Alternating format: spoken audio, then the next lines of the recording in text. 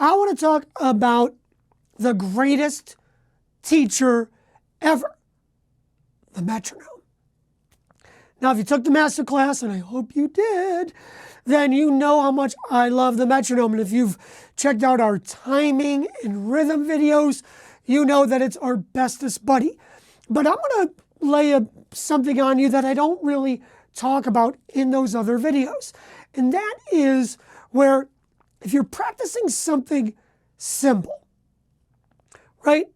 And you've got to do it over and over again. So like scales, for example, right? So you're playing your scales, ascending, descending. You're doing it. Your teacher told you to do it. You know there's going to be benefits. And you're just trying to do it over and over. Maybe you're struggling a little bit. But for the most part, you know, you do it twice, you do it thrice, you do it 4 times. And now it's really challenging for you to stay engaged. And by the way, have you ever noticed that you might do something perfect the first time, and then you do it perfect the second time, and then the third and fourth time you do it, you start making mistakes? How is that possible? I mean, if you do it right the first and second time, surely you should do it right every other time. But what happens is people get distracted. So they're playing their scale. I did it right the first time, or they're playing a little 4-bar etude, and they play it etude, hard D, and they play it great. They play it again, and they start making mistakes because they go, oh, I got it. This is boring. And then they make mistakes. So a great way to stay engaged in something that you have to do over and over again, where you still have to maintain major focus, but you might get bored, is to introduce your metronome.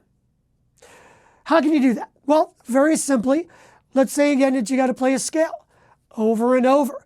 So now put that metronome to a really slow tempo and play that scale in eighth notes. And just do it with the metronome. What's cool about that is that now you got something else to pay attention to, right? Ooh, squirrel. You got something else to keep your attention. So when you're just playing the scale, it's very easy to get bored. But now all of a sudden, when you start hearing the click and you know, ooh, I've got to stay connected to this, it brings your engagement to a whole different level.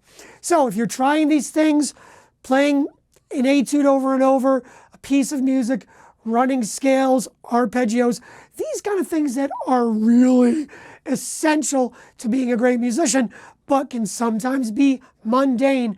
Try throwing your greatest teacher, your metronome, into the mix and see how that helps you stay engaged in your practicing.